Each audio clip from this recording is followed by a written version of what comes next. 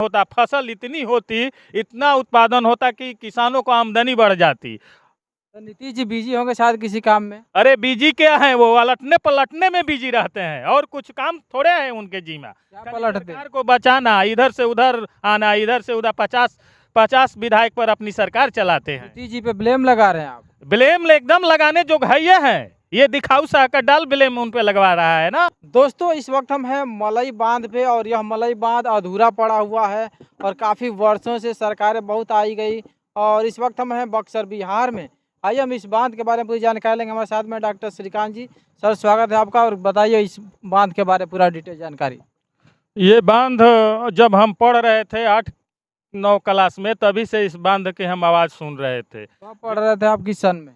सन 1985 के लगभग हम पढ़ रहे थे और उसके बाद बहुत सारे इस पे आंदोलन हुए, लेकिन ये बांध तो बना, लेकिन इसको आए तो नीतीश जी ने इस बांध को शिलान्यास का काम किया और बांध बना और अभी तक बांध अधूरा है।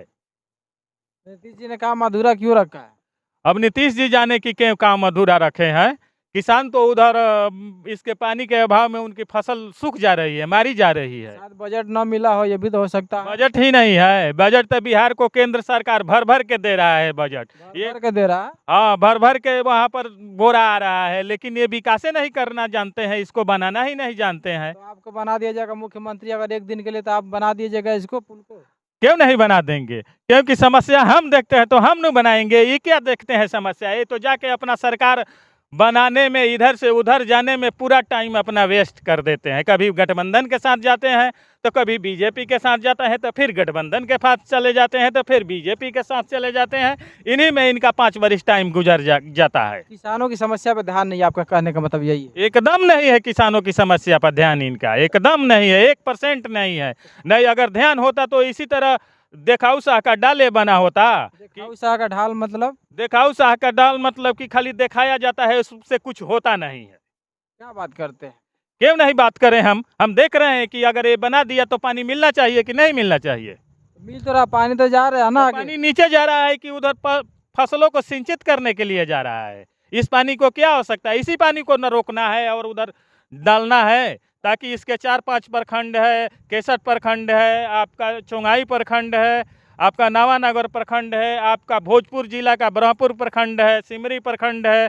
इस सब प्रखंडों में पानी जाता तो यहाँ के लोग एकदम खुशहाल जीवन अपना जीते। मतलब आपके कहने का मतलब कि अगर अगर ये बांध बंध जाता तो फिर सिंचाई के लिए काफी आसानी हो जाती। बहुत आसान हो जाता, बहुत एकदम आसान होता। फसल इतनी होती, इतना उत्पादन होता कि किसानों को आमदनी बढ़ जाती। तो नीतीश जी बिजी होंगे शायद किसी काम में। अरे बिजी क्या है, वो अलटने पलटने में बिजी रहते हैं और कुछ काम थोड़े है उनके जी में। क्या खाली पलटते? सरकार को बचाना, इधर से उधर आना, इधर से उधर 50 विधायक पर अपनी सरकार चलाते हैं। नीतीश जी पे ब्लेम लगा रहे हैं आप। ब्लेम एकदम लगाने जो है हैं, ये दिखाऊ शाह का डाल ब्लेम उन पे लगवा रहा है ना।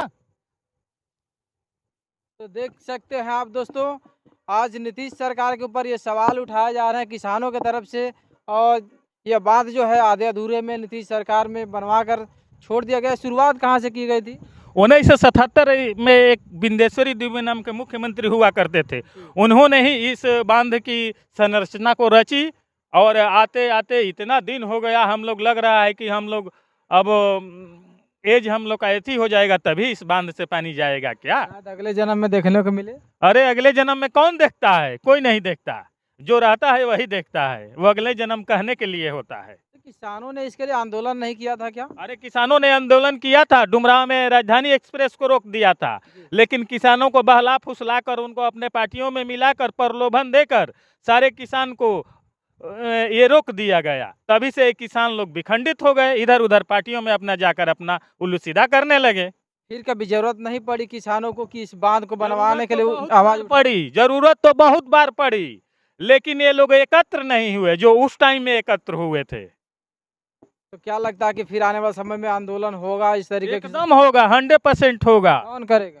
यहाँ की अब जन जागरण अभियान किसानों के लिए एक चलाया जाएगा, अब उसके अंतर्गत इसको एकदम बनाएगा, वो रहेगा गद्दी पर, अन्यथा गद्दी पर नहीं रहेगा। तो आप देख सकते हैं दोस्तों, किसानों में काफ़ी आक्रोश है। जैसा कि श्रीकांत जी ने बताया कि इस बांध के बन जाने से बहुत सारी सिंचाई के ऑप्शन जो है काफ़ी सुविधा हो जाता है। खेती जो फसल है काफ़ी बेहतरीन होना चालू हो जाएगी। हम भी सरकार से अपील करेंगे, नीतीश जी से अपील करेंगे या फिर जो भी सरकारें रहेगी आगे, जल्द से जल्द इस बांध को बनवाने की कृपा करें। और साथ ही साथ मोदी जी से भी अपील है कि इस बांध को बनवा करके किसानों के हित में इस बांध को बनवा दिया जाए। मिलते हैं अगली वीडियो में। जय हिंद।